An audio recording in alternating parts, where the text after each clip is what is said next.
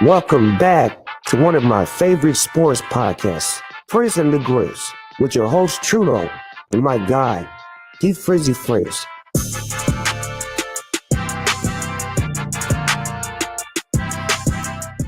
Hello and welcome back to another episode of Frizz and the Grizz. It's your host Trudeau. Got a good show for you today. If you're joining us live Tuesday, March 26th, or next day on podcast, remember, help your boys out. Rate, subscribe, review. Also, if you're watching on the Twitch, hit that sub button. Is it a sub button? What do you do on Twitch? Yeah, it's a sub. You can sub or you can follow. Do both. Help my guy D out. Always appreciated.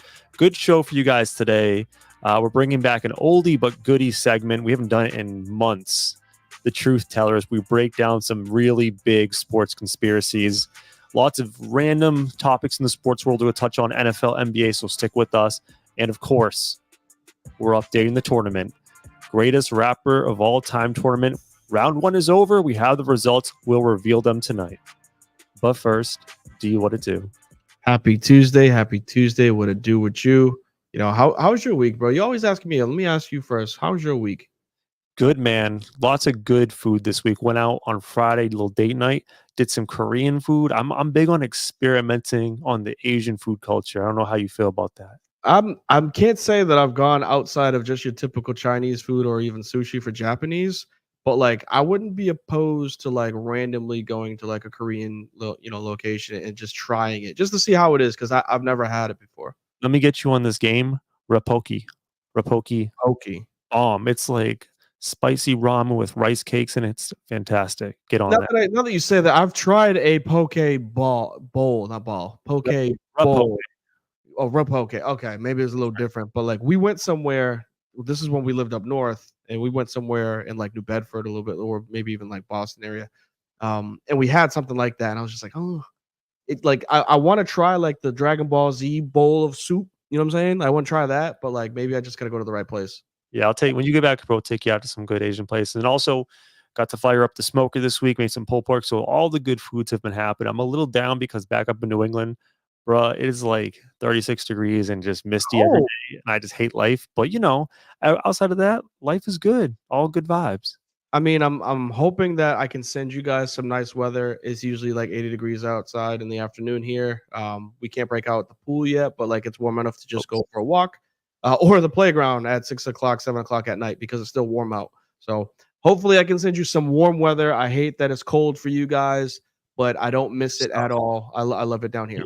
I had something to start with today. I was curious because you know, I go on Facebook mostly just to kind of see my memories because, you know, now that I have a little one, she's almost 3, I'll get pop-up memories from like a year ago, 2 years ago when she was little. And it's cute and it brings joy to your heart.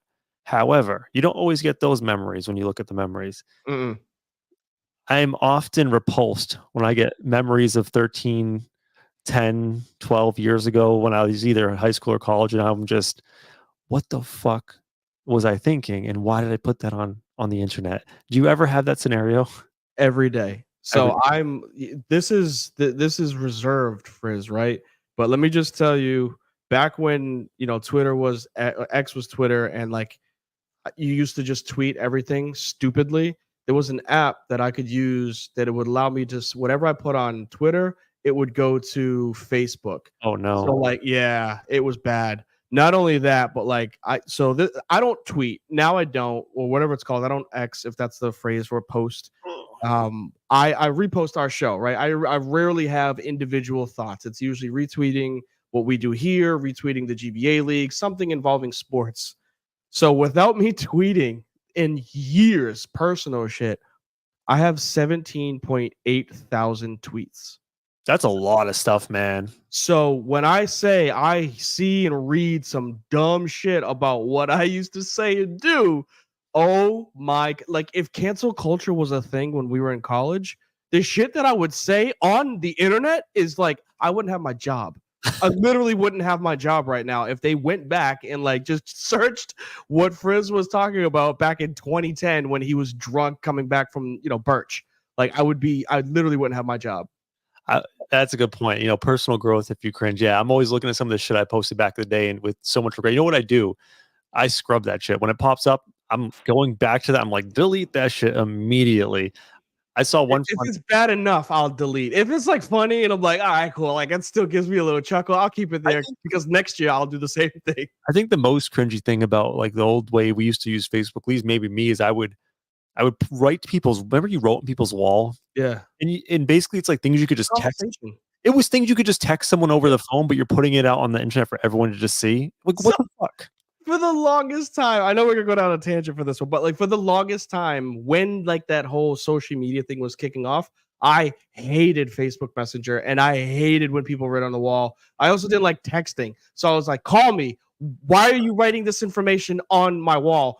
Why are you writing this information on my Facebook? Just call me. So yes, like there's so much of that stuff. Felt like, why am I having a conversation on Facebook when you could have literally just text them? For everyone to see, like, yo, what are you doing tonight? Like, just call me.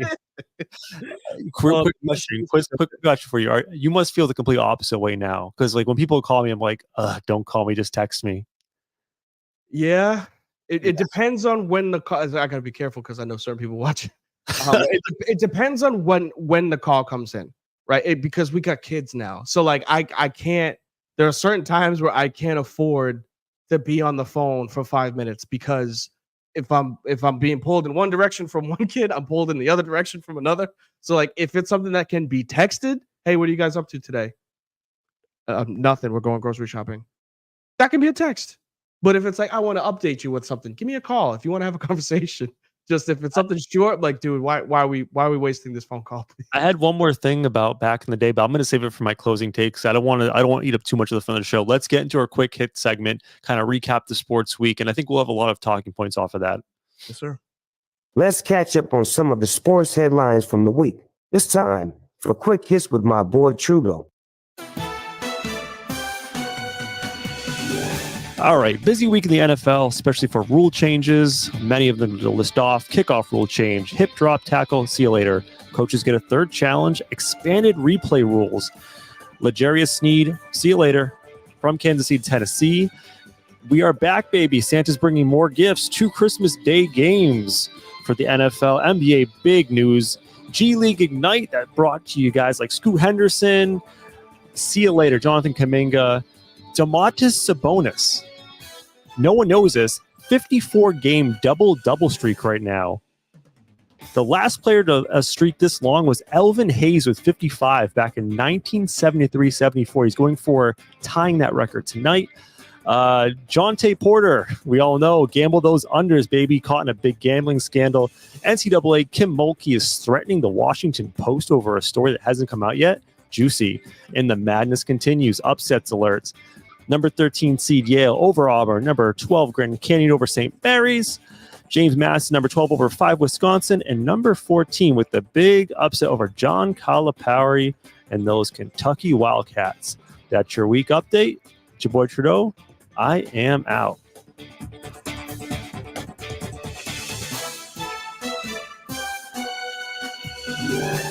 I had so much stuff written down that I was almost worried I wouldn't get to it. Went way too fast at the beginning. Yeah, you definitely slowed down. But I like it. I really do like this, especially because you got the music in the background. You get the intro for it. Why, dude? It is such a pressure-packed like 2 minutes because I have a bajillion notes, and I'm like, I need to get this in before the music ends. You gotta like say it almost like just chat GPT it, and then just like have that be written out for you.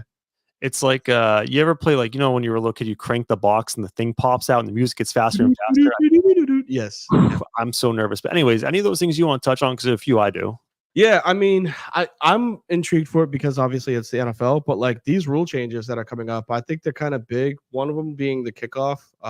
Very strange that they're going very like herky murky when it comes to like combining what the XFL used to do. Although, granted, the XFL introduced challenges. The XFL also introduced the yellow line, like for the first downs.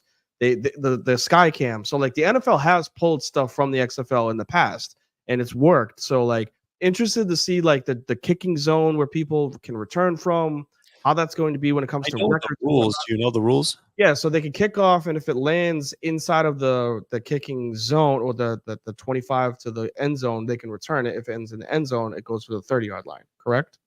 Yeah, not only that, but there's not like a running start for kickoff. Yeah, so you line the entire returning blocking team 10 yards from the entire kicking team trying to tackle, and the kicking team cannot start to pursue the ball carrier until they've caught the ball. So the idea is that you're going to reduce concussions because one of the most dangerous plays is running 20 yards, apart, two guys full force head on head on those kickoffs. So I like it. I think it's going to produce a lot more kick returns. I think the XFL had like a 90% rate of kickoff returns in their league. So I'm I think the NFL is probably something around 20. So we're going to see a lot more kickoff returns, which is really cool. Would be cool because you're gonna see people try to make highlight plays, right? And I'm interested to see this. I'm a nerd for this type of stuff. I'm interested to see the strategy behind it when it comes to how you're not just gonna have 10 brutes just run straight. They're gonna start twisting and weaving and curling and whatnot. Mm. So it'd be cool to see like what people put, I would say, as a strategy behind the way of making tackles on the kickoff now.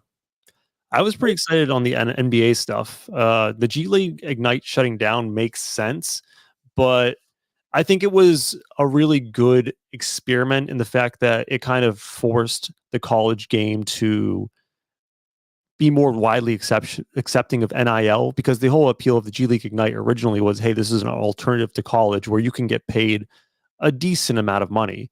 And then it kind of pushed the college game to be more open to getting the players paid. And at this point, you're going to get paid more with NIL than the G League Ignite. So it doesn't make sense for the top tier players to go to the Ignite at this point. And, going back to the XFL, NFL thing, I always think competition is a great thing in sports. When you have one league that has a monopoly on things, you might not see change. I thought the G League Ignite really helped the college game evolve. So you might have to help me out with this one. I thought the G League Ignite was just a team in the G League. Is that not correct? It is. So every What would separate them from the the Memphis Grand Rapids? So most G League teams are affiliated with a larger club. So like, for example, the Boston Celtics G League affiliate is the main Red Claws. Yep. G League Ignite was not affiliated with any NBA team. It was run by the NBA itself. So it was supposed to be viewed as an independent kind of developmental team versus the Boston Celtics, who can have two-way players and store guys, the Red Claws. Gotcha. Okay. Yeah. Very strange that that's the only team though that gets like, I guess, like removed from the G League. Well, But I guess I kind of understand what you're saying if it's being run by the league versus run by a club. it was run by the league for a specific purpose of developing talent. So the other G League teams, there's a purpose for the NBA clubs to maybe have their guys go down and get some experience, or have two-way players and develop them that way. Gotcha. Like a double A, triple A team Exactly. for baseball. Got it. Yeah, and the Ignite was kind of a different purpose, and it kind of ran its course. The other thing that I thought was interesting in the NBA, do you want to talk about Jonte Porter? Yeah, definitely. All right. So if you're not aware, you I'll get the provide the details. background. I mean, it was all over social media yesterday and today. So basically, Jonte Porter, he's kind of a role bench player for the Toronto Raptors, I believe. Yep. Obviously they've been dealing with a lot of injuries, so guys like him are getting more playing time. What had happened was there were two games. One game where he played, I think, 7 minutes. He had a re-aggravation of an eye injury and left the game. And then there was another game where he said he had an illness before the game, played about 6 to 7 minutes and left the game. No, not a big deal, right? If you had under props, which again, like FanDuel, DraftKings, you can bet on anybody's props, any player that's active on the roster. Mhm. Not a big deal. If you had the under props, good for you. Those unders cashed because he was expected to play like 25 minutes. He only played 6 and they all cashed. Not a problem.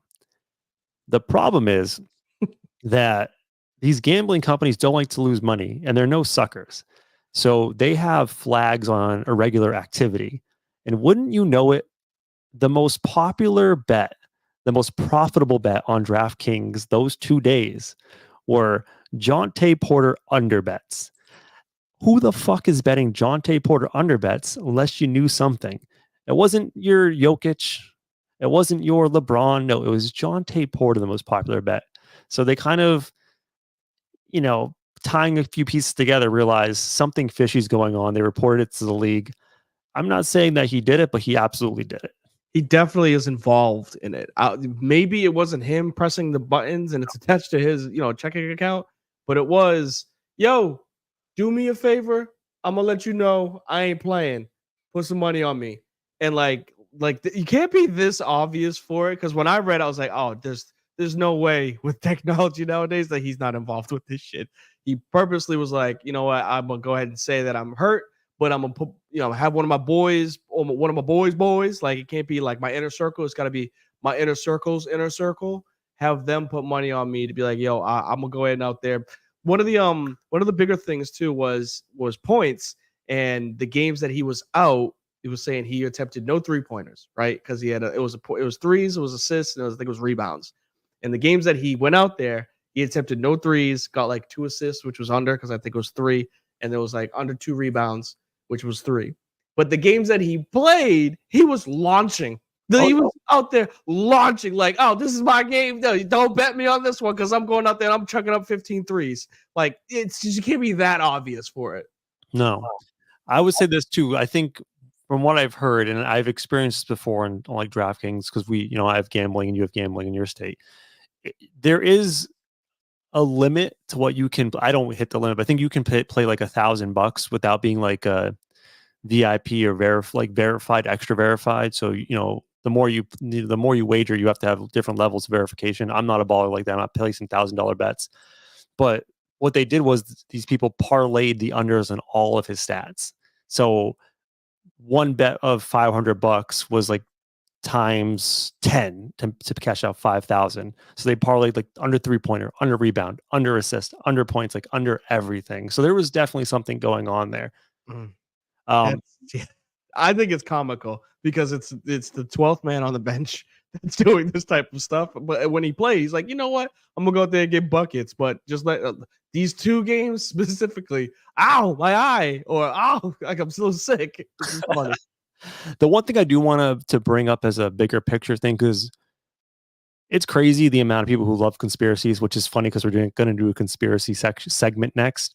But the thing with conspiracies is that people will believe what they want to believe, even if there are factual things sitting in their face. And one thing I want to say is that there's a big narrative on social media right now where it's like the NBA has FanDuel and DraftKings all over their advertisement, and you have FanDuel on the court, like you're in bed with these people, and that what did you expect introducing gambling, ads to the game? This was going to happen. This is a result. This is the cause of all of this gambling propaganda. I would say on the flip side, in fact, this is proof that it works, because guess what? They caught the motherfucker using very advanced analytic tools on the sportsbook side to identify suspicious activity and bring it to the league. The league didn't uncover it themselves. The gambling partner was like, hey, you need to look into this guy because something weird is going on. Now, the juxtaposition to that is, let's say we don't have gambling apps. Who the fuck is tracking all this stuff? Right? Gambling's still going to happen regardless of if it's legal or not. You can find a bookie on the corner of the street. You can go to Vegas and find a mob boss and pay whatever. I don't know how it would work illegally. But my point is, it's going to happen either way. And putting this stuff in the light of day and having the ability to track it makes everything much more transparent. Whereas if there are people trying to cheat the system, you're going to get called out. Yeah. I mean, I've always been against these conspiracy theories that people think that like the leagues are rigged, NFL is rigged, and people are set to win and whatnot.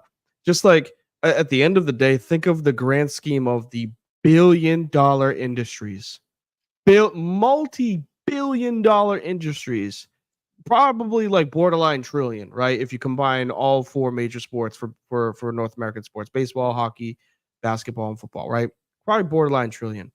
If one of them is caught with like producing gambling within the like fixing games, it's gonna bring down the entire sport. Like, what would be the reason for someone to take that risk, whether it's Roger Goodell or Adam Silva? You know what I'm saying? Like, just think of it. But like, people can't get outside of their 2x2 box, and they're like, oh, it's fixed, it's rigged. Like, this guy was meant to go off for 200 yards because part of the script. It's like, just imagine what it would do to shareholders, to people that invest stocks into this shit, if they found out about that. Like, it would crash an entire league. So remove the stupid hat that some people have on for it, because the one that you're about to put on, like, just miss me with that when people start talking about like the leagues are fixed and whatnot for it. Yeah, and if you think about who actually controls the league, right? It's the commissioner through the owners. if anything were ever uncovered that things were fixed, those billion-dollar franchises would plummet in value. Just one other thing, I'm a big proponent of You want to make a comment on this one before you switch it real quick? Tim This one Donaghy. right here. This is a perfect example. Like this was a person that was fixing games. This wasn't the league that was doing it. This was Tim Donaghy and his crew that was like purposely trying to make money, and they were impacting as a crew the games. This wasn't brought down from like the league. This wasn't let's try to get Jordan to the finals or let's try to get Hakeem his second championship. That wasn't league mandated. This was a person that they hired without having full background checks and seeing technology wise that he happens to be betting on certain, or he happens to be influencing the results in certain games. That's different than the league being behind something to make sure that Golden State goes on a 3 championship win, or if Kansas City gets 3 in a row. Like that's not the same thing as a referee going besides the league to do something to try to get his pockets bigger. Plus, one other thing, just like as far as influencing games, do you think, I'm just going to use the NFL because I know the owners a little bit more familiar. Do you think Jerry Jones would be cool with his franchise? Like they could hand Jerry Jones a script. Hey, you're going to suck and be the laughing stock for the last 10 years. These people have pride. If there was anything going on, these owners would be absolutely fucking rip shit that someone else was getting theirs and they weren't getting theirs. Yeah, who got Bill Belichick's script? How did he get that script coming from the bum ass Giants and Browns? You know what I'm saying? Like it just sounds stupid. Funny thing is, Jonte Porter, I found out today, is the brother of Michael Porter Jr., and that explains a lot. Because if you know anything about Michael Porter Jr., not the jump shot, look into some of his beliefs. Big COVID conspiracy guy. So the blood runs strong in that family. He also doesn't have an X button. He just shoots. So it would make sense that his brother, when he's playing, only shoots, except for games that he's betting on. He's like, "No, I'm gonna go ahead and pass." I did want to say one last thing on this subject before we move on, is the idea of bringing in the gambling, making it legal, has somehow tainted the sport. I want to ask you this. Do you remember prohibition for alcohol? Yeah. Do you know how that went? I wasn't alive for it, but go ahead. Do you know how that went? People still drank. And it was a fucking disaster because everything was unregulated. People were drinking moonshine. It was killing everyone. It was just a complete shit show. I'm just saying I'm pro legalizing everything, because when you put it in the light of day, you have systems in place to make sure things are not going haywire. That's all. I mean, it's the same reason why they, started to taper off Four Loko. If there was no regulations on Four Loko, I would still be drinking that caffeinated motherfucker right now. Oh, we wouldn't be alive right now, bro.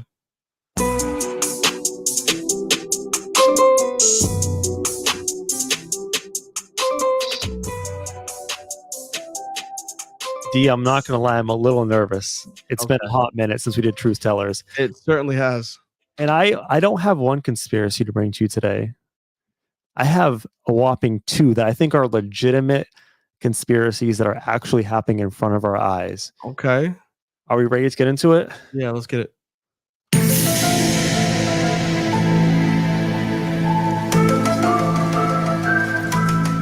Big media won't tell you the full story, but we will. It's time to open your third eye and hear the truth. This is the Truth Tellers with Trudeau.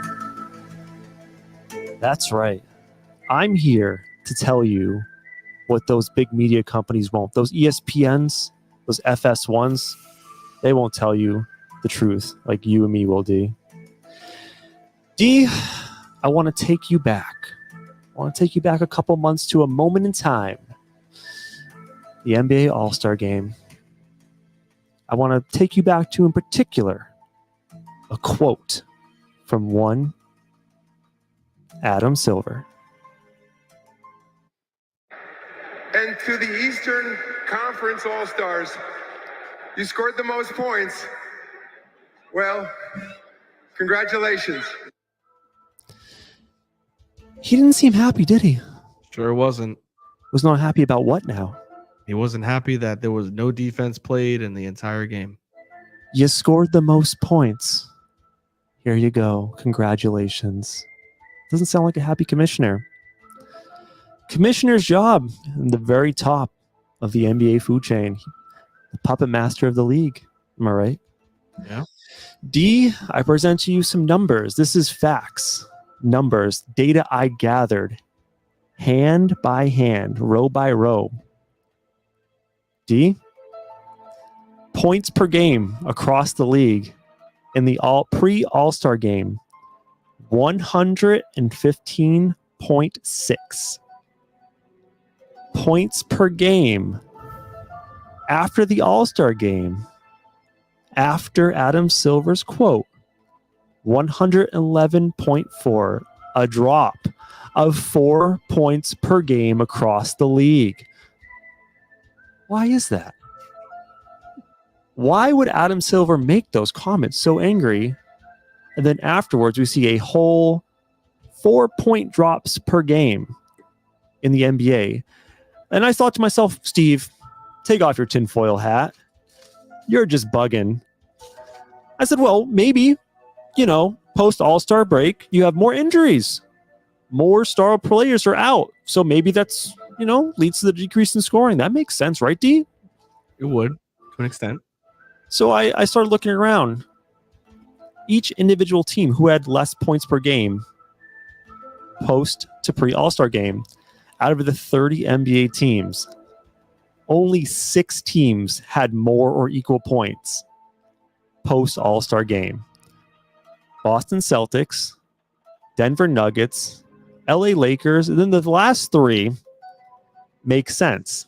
Bulls, Rockets, Spurs, all horrific first half teams. So the teams where the scoring dropped are not isolated to specific teams like the Hawks where you lost Trae Young, the Timberwolves where you lost Karl Anthony Towns. It's league-wide. Scores are going down. D, I think you know what I'm going to say. Adam Silver put the hit out on scoring.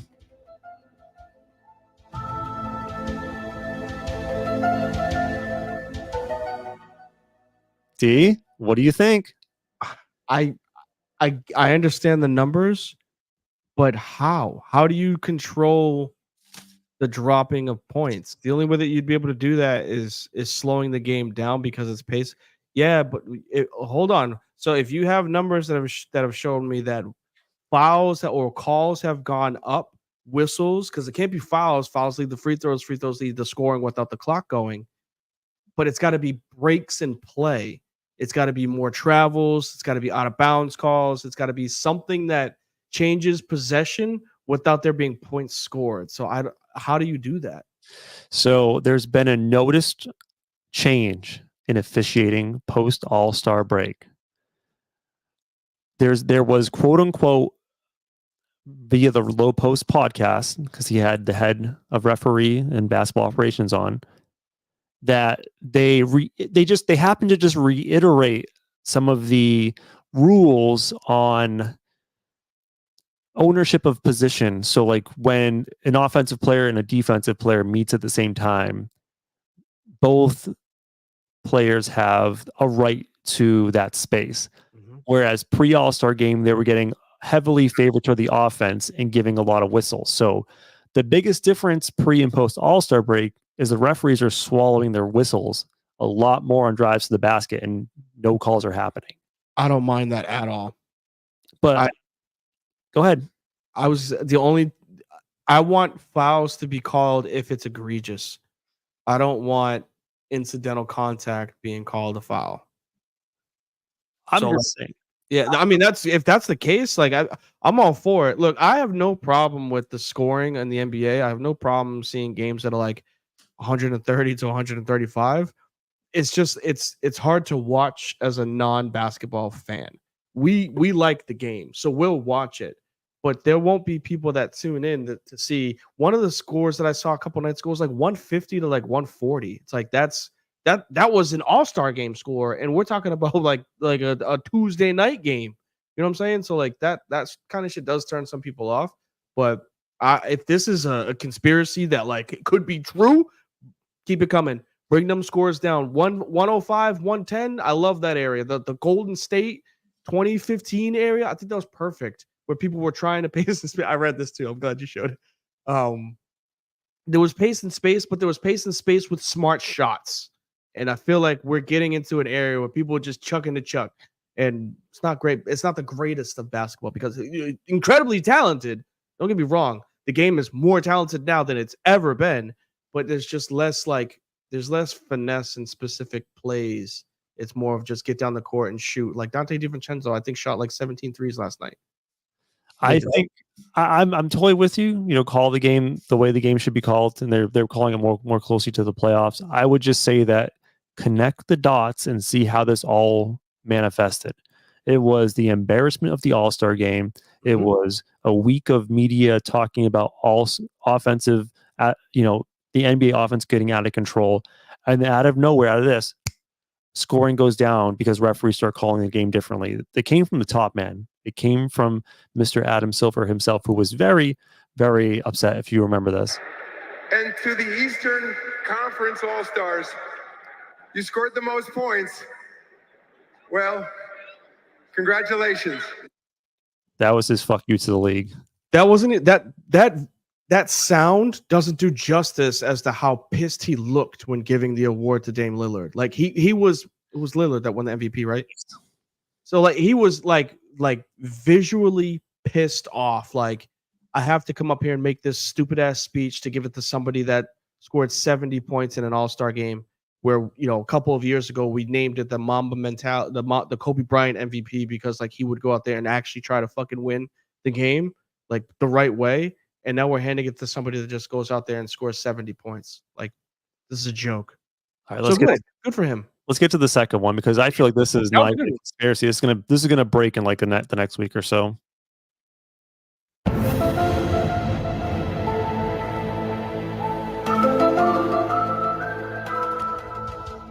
D,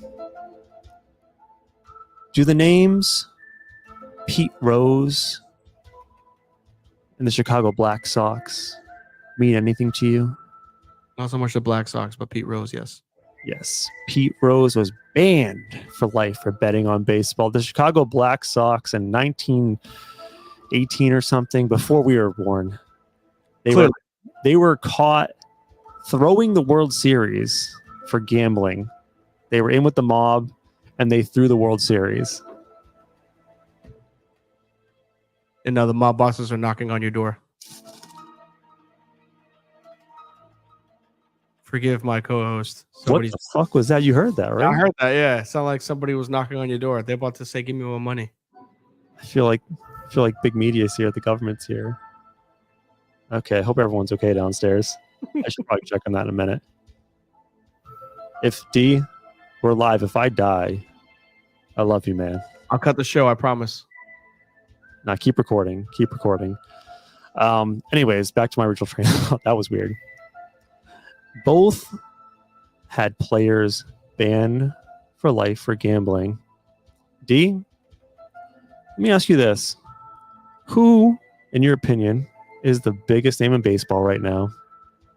Oh, that would be one Shohei Ohtani. Shohei Ohtani. Show me the money, as the bookmakers would say. D, Shohei's translator and longtime good friend was caught this week transferring $4 million to a sports book to cover gambling debt. As the story goes, he was stealing the money and covering gambling debts for that. D, if I had a really young, fun, exciting player that would revitalize my league, I sure wouldn't want anything to happen to him, would I? Sure wouldn't. I would find a fall guy if he got into trouble, wouldn't I? Sure would. D, I don't know about you, buddy. I don't have $4 million to spend, but I would say this.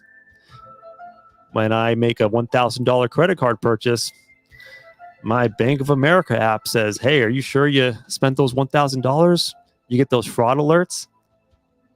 It's kind of weird that Shohei didn't get one. Kind of weird his accountant didn't notice this either, right? He must have an account with all those millions and millions of dollars. It's just so weird that all this stuff happened and poor Shohei has no idea and baseball's just all confused. D, this isn't even a conspiracy. I'm taking off the tin hat. You know what happened here. You know that Shohei... Oh. It's a baseball music. I like that. Should I just Play that. I like that. More Hey, man, carnival than baseball. yeah, it says charge baseball. Anywho, D, you know what happened. Shohei absolutely has a gambling problem. Stupid. He absolutely was betting on some sort of thing. I don't know if it was baseball, might have been. And his good friend, who was also his translator, was the fall guy to save his career. Yeah, I mean, shouts to having a friend that's able to take a bullet for you like that, because that's a real one.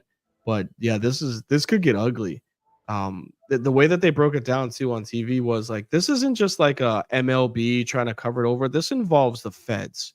Like they don't just stop because it's the MLB.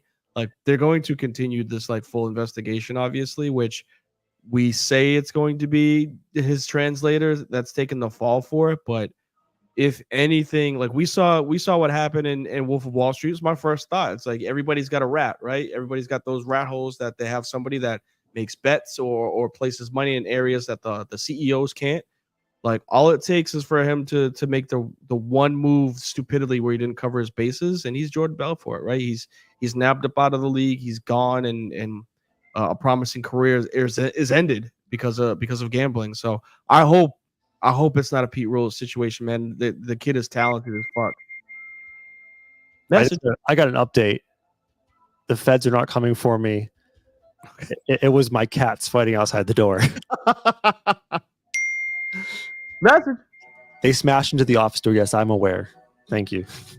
Oh, you're getting a text message on your screen. That's hilarious. Yeah, You can turn those off. One day you got to show me how to use technology.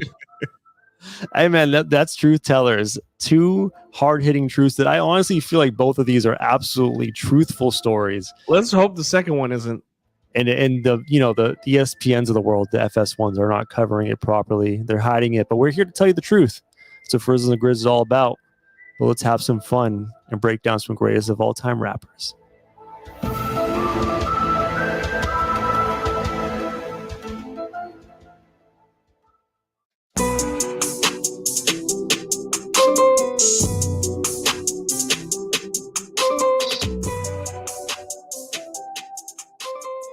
So we started last week a tournament of the greatest of all time rappers. We used the Billboard Top 50 rankings to create a tournament bracket. And we had you guys, the fan, vote on Twitter. I guess it's X now. And you picked your favorites on the 1-to-1 matchup. So we had rappers facing off, 1 versus 8, 5 versus 4, kind of a traditional March Madness style tournament. Well, round 1 is over, and we have a few upsets to announce. The biggest one that I could not believe, I am shocked. Our tournament number 1 overall seed, the rapper that Billboard Top 50 had as the greatest rapper of all time, went down in round 1. That is Jay-Z, getting knocked out by none other than Lil' Kim. D, can you believe it? So I can't, but B, I 100% can, because of how it happened. So for those that were able to watch or at least follow along with the voting for this matchup happened to give us the most votes that we got out of any other matchup for the entire tournament. If I believe it was 59 votes, can you confirm that with me? I'll get it for you. It's 59. Sorry, I got it. Yeah, I got the exact number. 59 votes. And C, shout out to those, and I guess a reverse shout out. Reverse shout out to those that was out here voting and bringing our viewership up. Over 1,100 views. Not a single new follower. Shame on you guys. Like, do us a solid. Retweet us, follow us, help us out. 1,100 people looked at this competition for this matchup. Not a single follower, helped us out. I digress. But no, honestly, 59 people voted for it, with 78% going to Lil' Kim. It was the Lil' Kimites that were like, we're going to go ahead and ruin this bracket this week. Yeah, so what happened was some Lil' Kim fan accounts had somehow stumbled upon our poll and started blasting this shit on retweet. And all the Kimettes came out and just stomped on Jay-Z, which I love. That's what the whole purpose of this tournament is. We would never put Lil' Kim ahead, but we want the people's opinion. And they said Lil' Kim is the superior rapper. Kim and Timberland, nigga, shit your jaws. Special delivery to you and yours. I rep the bitches, he rep the boys. If you rep your hood, just make some noise. Got my eye on the guy in the orange coat. I mean, she's got skills, not Hove level, but shout out Little Kim. She's like, who beat Purdue? Do you remember who beat Purdue last year and knocked him out of the tournament, the 116 matchup? That was what this feels like. UW Whitewater. I have no idea, but yeah, it was definitely something like that. So the other notable upset, which I don't think it's an upset personally, we had number 6 seed take out number 3 seed, DMX over Nicki Minaj pretty handily. I think he stomped her out with 90% of the vote. Yeah, I wouldn't call that one too much of an upset. Not so much obviously as Lil Kim and Jay-Z, just because like I think people related more to how DMX rapped. And like we had mentioned it multiple times last week. It's gonna come down to like what people looking for. For the Jay-Z Lil Kim, they were looking for chaos. They got it. They just wanted to just disrupt this shit, which is fine. But for the matchup like Lil DMX and Nicki Minaj, it was who they just felt like they related to more. And then the last couple things in the first round I wanted to mention were some clean sweeps. Lil Wayne over Method Man, 100% of the votes, clean sweep. 50 Cent over Scarface, 100% of the vote. Nas over T.I., 100% of the vote. That might be the last one. They got 100% of the vote. 3. What was that? Yeah, if I remember correctly, there was only 3. So 3 sweeps, but there was a couple of them with like a straggler beat down with one vote. Round 2 is where it gets interesting, in my opinion, because you have some really, really interesting decisions to make. Little Kim, Ice Cube, I'm not getting excited for that either way. I'm not excited for either rapper to advance. I think they're going to get knocked out in the next round. Kanye Drake is where it starts to get interesting for me, because both have a solid claim to being one of the 2 or 3 best rappers of the past 15 years. Yeah, this is a tough one. I think this is just as big as down in the West region, which we'll get to, but I think this is going to determine who's going to come out of not just like the final 4, but I believe who might actually get themselves to the finals. Not on my prediction, but like with the way that Twitter will vote for it. I think you're going to see one of these winners between Kanye and Drake end up not only in the final 4, but I think you're going to see one of them make it to the finals. Yeah, let's take a quick break and throw a couple one of each songs on there. So, give me your go-to Kanye West. It's got to be some old Kanye, right? Like one of the first albums, The Dropout, or something like that. Yeah, if I'm gonna go, that's a good one. If I wish you to give me a little bit more time. Can I go with this one? Actually, you can do the Drake one, because I think this might be one of the most full perfect albums of all time, like one of the best albums of the past, I don't know, it's 2010, so the past 15 years. My Beautiful Dark Twisted Fantasy, that album is from start to finish absolutely fantastic. And if I have to pick one song that it really takes the cake on this one, everyone knows this one. This is a great one.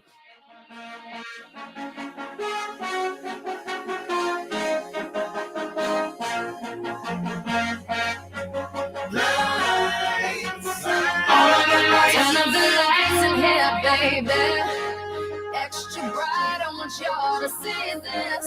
Turn up the lights in here, baby. You know what I need. Want you to see everything. Want you to see all of the lights. Fast cars, shooting stars. All of the lights, all of the lights. Until it's singing, sadly, really. Rihanna. I will say, like, one knock you can make on Kanye, if you're going to take a head-to-head matchup, as far as recently is concerned, I feel like Kanye relies more heavily on features. Something wrong. I hold my head. MJ gone. My nigga dead. I slapped my girl. She called the feds. I did that time and spent that bread. I'm headed home. I'm almost there. I'm on my way. Headed up the stairs. To my surprise, a nigga replacing me. I had to take him to that ghetto university. The lights, top lights. So that's a good one. I actually prefer Monster on this album, but again, it's one of those songs that's just so heavily features that I don't think I can just attribute to Kanye. Yeah. Yeah, I mean, I'm with you on that one. If I'm gonna play one for Drake, They wish and I wish and I wish and I wish and they wish on me. Yeah. I've been moving calm, don't start no trouble with me. Trying to keep it peaceful is a struggle for me. Don't pull up at 6 a.m. to cuddle with me. You know how I like it when you loving on me. I don't wanna die for them to miss me. Yes, I see the things that they wishing on me. Hope I got some brothers that outlive me. They gon' tell the story, shit was different with me. God's plan, God's plan. I hope. so the reason why, I mean, this is not just his only track that he has, obviously, but like I think this one was the get over track for him back in 2018 when he released it. It became like everybody puts out club bangers, obviously, but when like you say that you love me, I know you only call like the part that he talks about his son, everybody knows that line. Yeah. Like everybody goes like they go ham for it. So it's like that's one of those like memorable tracks that I think it might not have been his best that he's ever had. Obviously, another Drake line, best I ever had, but it was one of his better lines that people will always remember a track that he made. I was trying to think of like one Drake song I think of in particular. I'd probably go Forever, but again, that's a heavy feature song with Jay-Z, Eminem, and his competitor Kanye. I will say so. Each has a knock. Like Drake, people just don't like Drake because he's kind of a bitch. I'm just gonna say it. Like I'm not trying to fight Drake, but like as far as rappers go, he's more of a sensitive rapper. Kanye is an absolute nutcase. Very So true. both have off the court things going on. And Drake, didn't Drake get a little creepy with like younger girls or something like that at one point? Two people were on for that. I don't pay attention to stuff outside of what they put on for All music. right. So like that. I'm sorry, I'm the wrong person to ask that type of question too. If you had to pick, there's a tough one for me. If you had to pick who's advancing, Me personally, I'm going Drake. Not that I don't love College Dropout as an album for Kanye, but I think this one would be longevity over impact. And Kanye has a following. Like, don't get me wrong, but Kanye's music has, like you mentioned, has kind of declined over the years. Drake, I would say, is either consistent or has gotten better. He's related to times more as music has evolved, showing that he's got a bigger and better catalog. Kanye may have more haymakers, but Drake might be out there doing a Floyd Mayweather, hitting you with jabs and finesse every single time he puts music out there. That's fair. That's fair. The next matchup in the South region, this is again like a 2 versus a 6, but I think this could go either way. And Lil Wayne versus DMX, definitely two very different, conflicting styles. Like for me, Lil Wayne brings me back more to high school and just with like bangers and hits, whereas DMX again is more of like a hardcore, like slit your throat type of rapper. I don't know, D. I think you probably have some love for both of them. Is there a preference for you there? I know, it took me a while to kind of relate to the music at first. I think it's just because I was so against it because I'm stuck in my ways with the music that I listen to. But I'm catering more towards Wayne on this one. I think Young Money grew on me like when it came to like them just being able to put out great music, and like you were talking about timelines. uh, that's all we heard in college was Lil Wayne. All we heard was Young Money type songs, and like I can every time I hear a Lil Wayne song, I can remember where I was when it came out. And it's like when Fireman comes out, we were in high school. So it's like Duffel Bag Boy, we were in middle school going to high school. So it's like these are old school tracks, obviously. Hell yeah, fucking right. We were in college. So like a whole bunch of different tracks that I'm like, damn, man, like I could relate to this. We were at 908, or we were at Kirby's, or we were down in the Dell. Like it just puts you in certain places where DMX, I was only listening to it right before I got on the football field. Like I wasn't washing dishes listening to DMX. Shout out Bar 908. Yeah, I think Lil Wayne probably advances. The only thing that might save DMX is like the tragic passing of him a couple years ago. There's a lot of love. I don't want to say nostalgia, but like someone passes away, you feel more fondly for them. The next matchup, 50 Cent versus Kendrick Lamar in our South region, 5 seed 50 Cent versus 1 seed Kendrick, will be interesting to me. because 50 Cent was very, very strong in the first round. He had, I think he had Sweep. a sweep with 10 votes, which again, 10 was like our average amount of votes per poll question. Again, if you want to be part of this tournament, check us out on X at Frizz and Grizz, one word. So I think for me, 50 Cent versus Kendrick, it's more of, do you feel more nostalgia for the past, or are you living in the present with, I wouldn't say arguably, I would say undoubtedly the number one rapper at this moment as far as at their peak. Yeah, Kendrick is absolutely incredible right now. Truly well deserved one seed. I already told you who I'm running with, and it's 50 for me. The only reason why I would say 50 gets a leg up on this is at its height. If you want to go track for track or album for album, the Get Rich or Die Trying album for 50 Cent is better than anything that Kendrick has put out. Kendrick has more songs, longevity. He is related to this era of music or music listener more than 50 Ken. Obviously, he's a producer now, but when 50's Get Rich or Die Trying came out, everybody was wearing a backwards New York hat. Everybody had white tank tops with black jeans on and Timberland boots. Like that was like he changed like the game with how people are going to respond to rap music back in the early 2000s. So for me, I think it's an upset. I think 50 takes over Kendrick, but I wouldn't be surprised if Kendrick and his following takes it just based off of like him just being more recent. Yeah, but with Kendrick, I'm looking at his catalog. He has To Pimp Butterfly. Was it To Pimp Butterfly?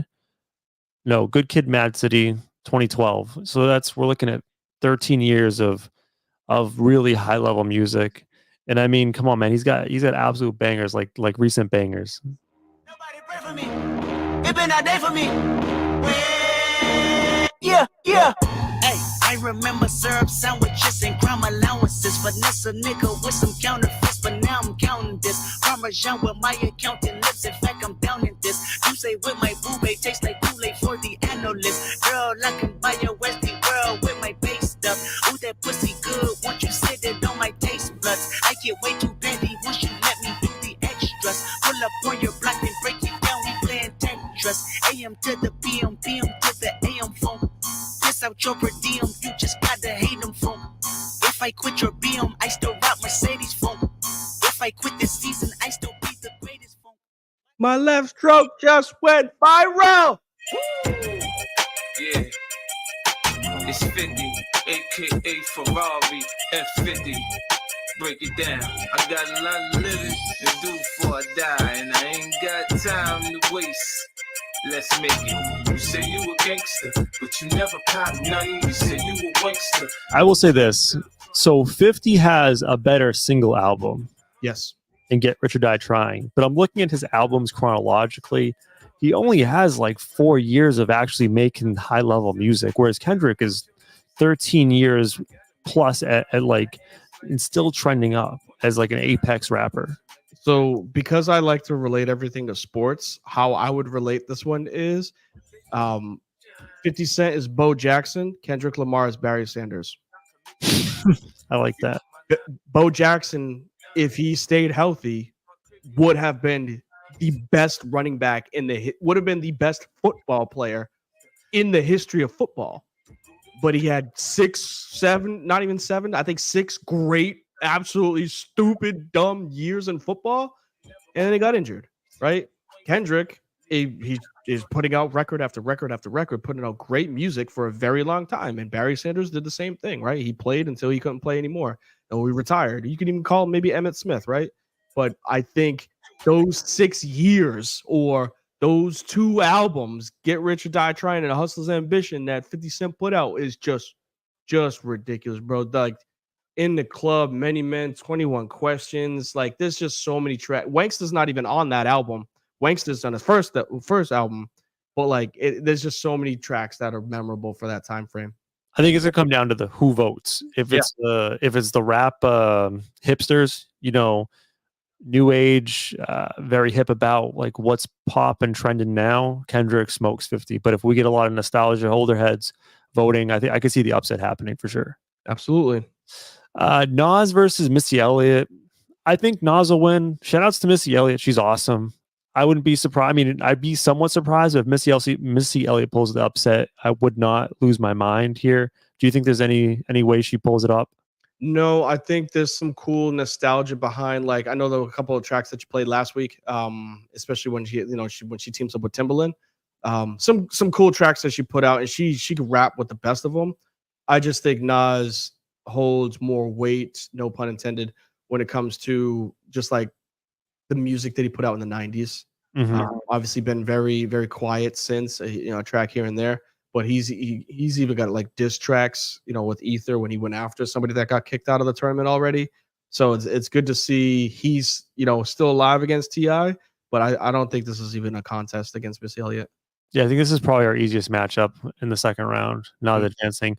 The next one is going to be really challenging. I have no idea where this is going to go. So we have number 2 seed Eminem taking on number 3 seed Andre 3000 of Outkast. I could see either winning. I could see either winning and advancing to the final. Like, both are that talented. I don't know, man. Do you have? I think I would lead Eminem just because I like Eminem's music. It's more of a personal thing. But I love Outkast. And again, I think last week I said, for me, it's hard to go with Andre over Eminem because how much do we attribute Outkast to Andre versus the larger group?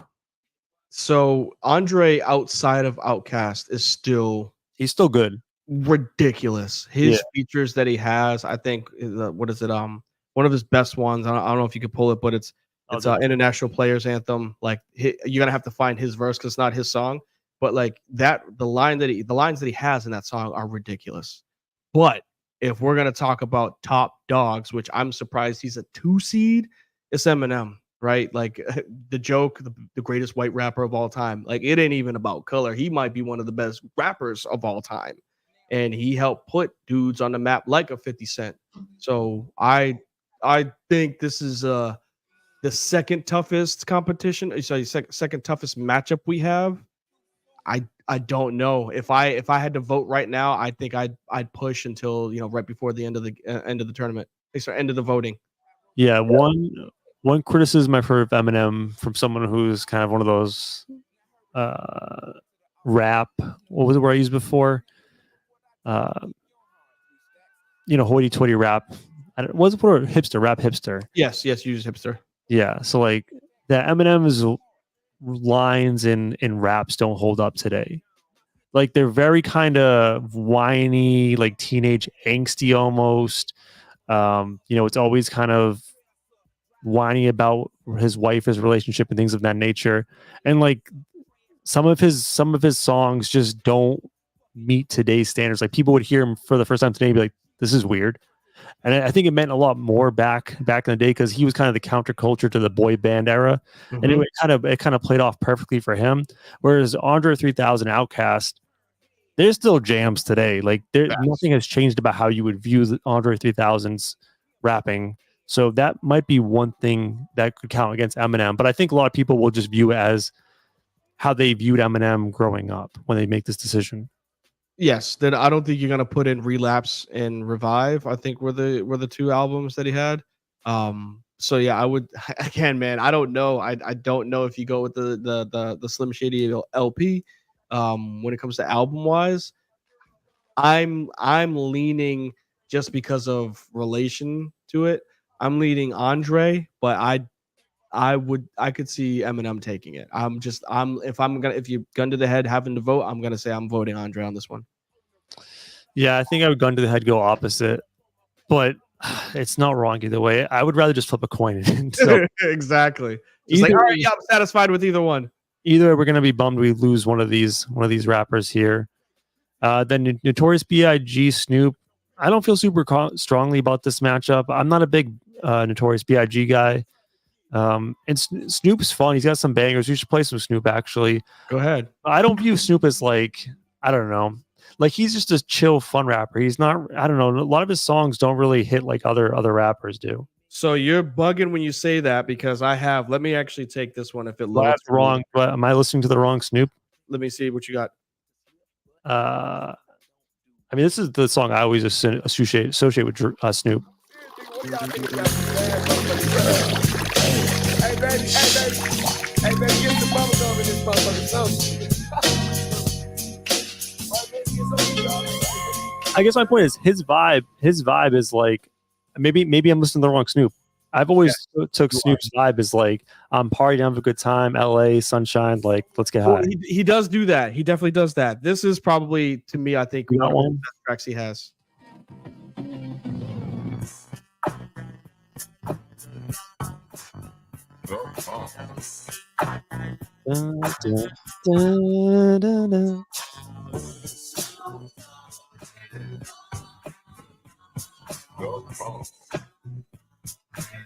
He goes in on this one.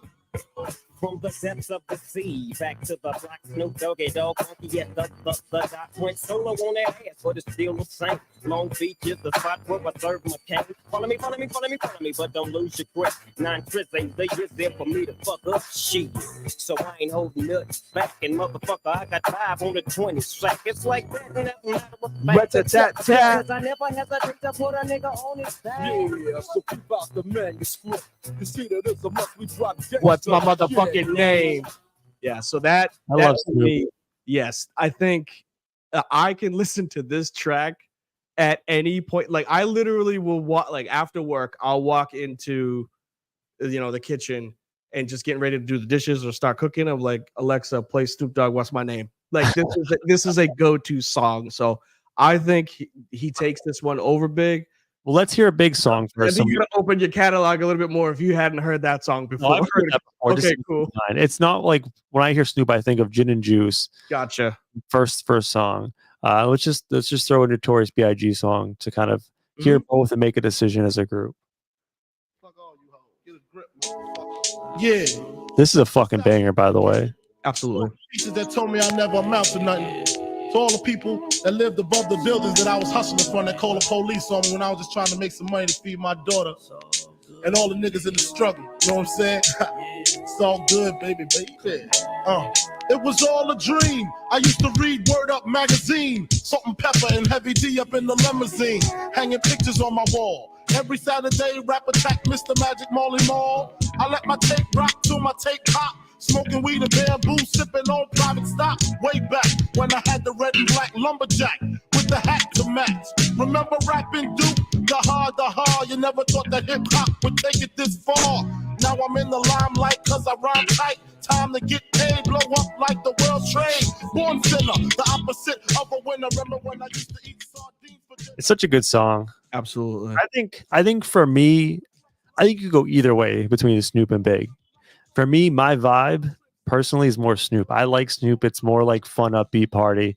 Notorious Big's a little more serious, and he just doesn't resonate with me. I would go Snoop, but if B.I.G. advance, totally understand. The reason why I would choose Snoop over Big is just because I think Big's run was short-lived. He's got, a couple of good tracks. I'm also West Coast over East Coast, unfortunately. I'm Pac over Big all day, so like that might be personal bias. But I think he's got radio songs, and yes, he's got 10 Crack Commandments. Don't get me wrong. He's got songs that like were actual hard rap songs, but he's got a bunch of tracks that people remember because of radio.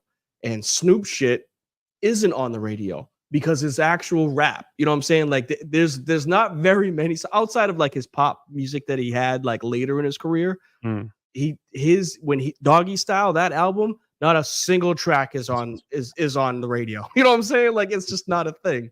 So that's the reason why if we're gonna go when it comes to rap skills, I think Snoop's a little bit better. Here's one thing each have in their card, like their ace in their sleeve. With DMX, Notorious B.I.G. has that RIP factor, right? We all think of him as a beloved RIP figure.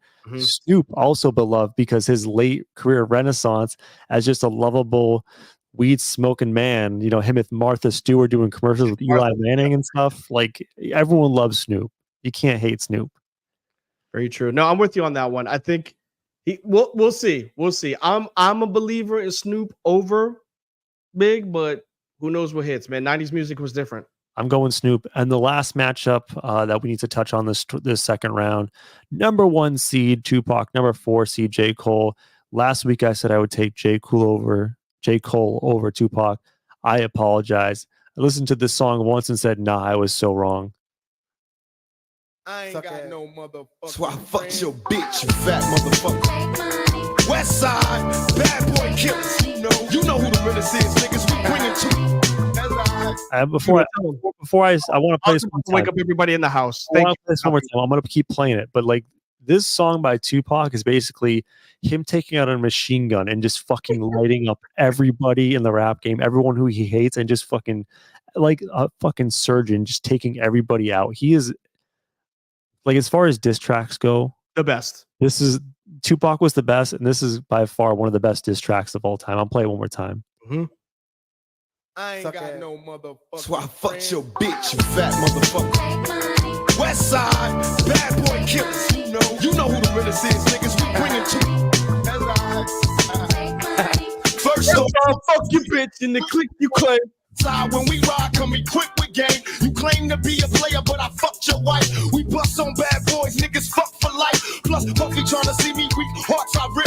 Biggie Smalls and Junior Mafia, some mark ass bitches. We keep on coming while we running for your Jews. Steady gunning, keep on busting at the boots. You know the rules. Lil Caesar, go ask your homie how I leave you. Cut your young ass up, leave you in pieces. Now be deceased. Lil Kim, don't fuck around with real cheese. Quick to snatch your ugly ass off the streets. So fuck peace. I let the niggas know it's on for life. Don't let the West Side ride the night. Bad boy murdered on wax and kill. Fuck with me and get your cat's pill. You know, see, grab your blocks when you see Tupac. Call the cops when you see Tupac. Who shot me, but your pumps didn't finish. Now you're about to feel the wrath of a menace. Nigga, I hit him up. Check this out, you motherfuckers. Time it is. I don't even know why I love that. I love this part. He's just like, the rest of you ain't fucking worth it. My homie Ticks here. This. Oh my god! I think we should just put Tupac in the championship just for this one song alone. I mean, yes, he's got. I will catalog wise, he's up there. He's up there as top of all time. And how many other rappers have a single with Elton John? Like, he has range. He doesn't just go for rap battles like slitting your throat. Like, he can do a wide range of things. Changes. Ghetto gospel, it's like he can kill you and then show you love and the struggle at the same time. So this is the effect of what I thought Jay-Z would have had: singer, songwriter, producer, rapper, actor, all of those things. That's what, yes, we're talking about best rapper of all time, but it's the full package. And Pac was able to do that. Pac could tell a story. He could rap with the best of them. He could be soft and have, changes as a song. Obviously, like he's got a full range of, I would say, music that he can hit. No matter what type of music you're actually listening for, he can do all of them. R.I.P. obviously. And it sucks. I love J. Cole, but I think it's pretty obvious that Tupac will win this matchup. But I wouldn't be surprised. Like, J. Cole fans are very passionate if some of his fans catch word of this and it starts spreading around. But yeah, it should be fun. We could have a Notorious Big Tupac semifinal, which would be great. Which would be absolutely great. Yeah, I mean, we'll see. We'll see. It's always meant for. I think you set the shit up on purpose for it to be Pac versus Big at some point. But yeah, I said upset J. Cole, so I gotta stick with it. I just believe Pac is just. He's better. I just think you're going to see an upset. That's what I think is going to happen. Any given Sunday, man. Any given Sunday. So this would be fun. You guys watching or listening, keep contributing to this tournament. We're going to put out polls next week at Frizz and Grizz on X. We'll have all the head-to-head matchups that you can vote. The formatting is whoever has the most votes advance. The only caveat is that in the event of a tie, the higher seed will advance by default. Yep. We have to figure out a way that's unbiased to advance the tournament if that happens. So that's how we're doing it. What do you mean? Oh, we had to. Sorry. You were just explaining it. Sorry. I thought you were saying we need to. I was like, we already did, but go ahead. It's late. I'm confused. It's all right, man. It's been a long day. I had fucking cats fighting outside my door, and I thought that was the cops raiding me. So it's been a weird episode. So we'll get off the tournament now. We'll keep updating you guys throughout the week. So follow us on Twitter. But let's get to closing takes.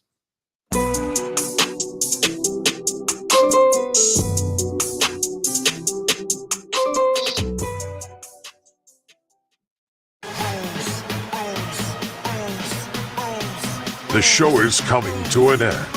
But first, it's time to get to anything we've missed. It's closing time. 1 segment, 2 takes. Now go. It's that time of the show where it's time to get the fuck out of here. But first, well, we have animals everywhere. Dogs are coming in your podcast room. I got cats attacking my door. Yeah, last thing, like headbutt me. I was like, what are you doing? just want some loving.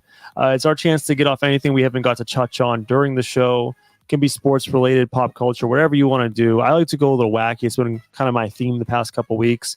I wanted to bring to you an event that happened in Paris, France, this past Sunday. The event is called, did I not write it down? What a dumbass. Of course not. Of course. It's an event where servers, waiters and such, they're dressed up in full attire. They do a 1.2 mile race holding a tray with a croissant, a full glass of water, and a cup of coffee. They have to speed walk their ass 1.2 miles without spilling anything. First to the finish line wins the race. I just wanted to bring this as a proposal to you. Not that we do this, but summer is approaching. And you know what happens in summer? People eat a lot. Absolutely nothing in the sports world. I want an episode where we do wacky sporting events like the cheese wheel down the hill. I want an episode of just talking about the most random sort of sporting events. I want the ESPN Ocho to be Frizz and Grizz the Ocho in summer for one episode only. I'm all for it. We could get in some bocce ball. We can get into some, badminton if they have it on the beach. Like anything that's weird, I'm all for it. Yeah. And shout out to all those waiters racing 1.4 miles or 1.2 miles. Hopefully no one spilled coffee on himself. Our walking is incredible. What do you got for me? So I got one that's sports related, but kind of just lighthearted so we can get up out of here the right way. I want to give a big shout to the Carolinas. I think this one is going to come up more and more in the house as we get older, because we have 2 girls, 2 princesses upstairs sleeping, and we're trying to figure out where they're going to go to school, right? I'm always going to say they're going to go to LSU, but they're not going to go to LSU. They're going to go somewhere else, obviously. It's state, it's Duke, it's North Carolina. Not Duke. Yeah, well, we'll see. Reason why I say this is a big shout to the Carolinas because Sweet 16 obviously is here for men's and women's basketball. Duke's men's and women's team have made it. This is incredible. It's good to see that both of the teams, both sides have made it to the Sweet 16.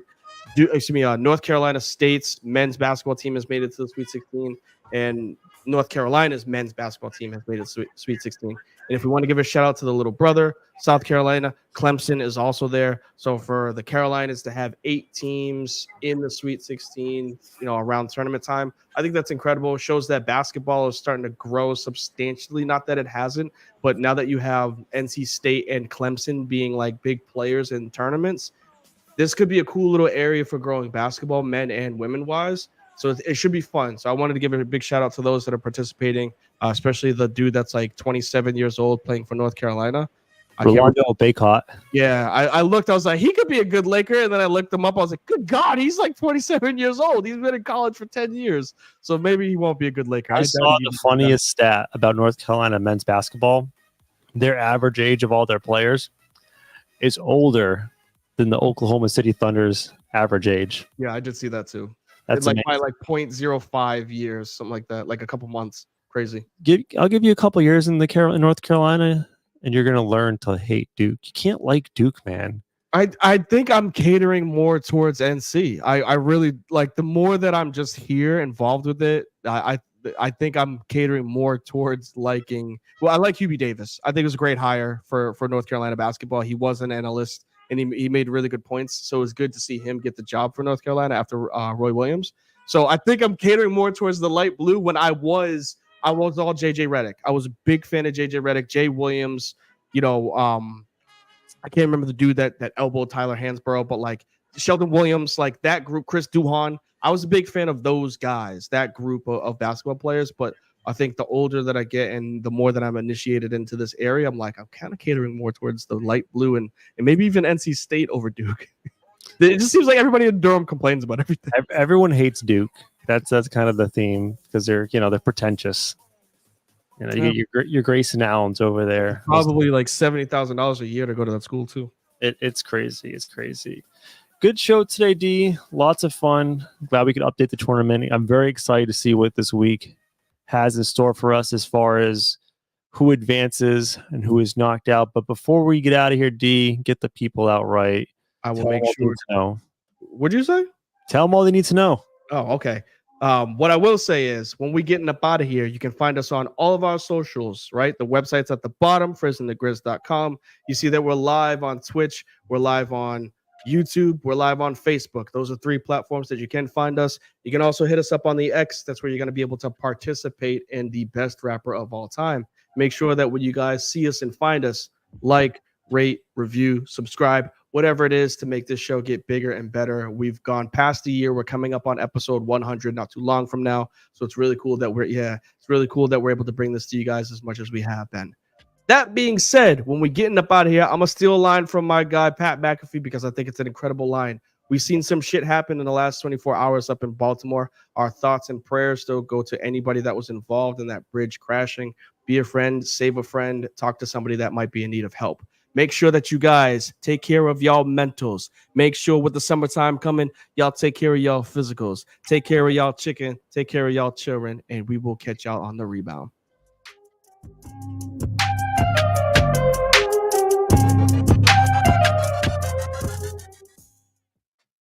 They got a website that you can hire girlfriends for the day.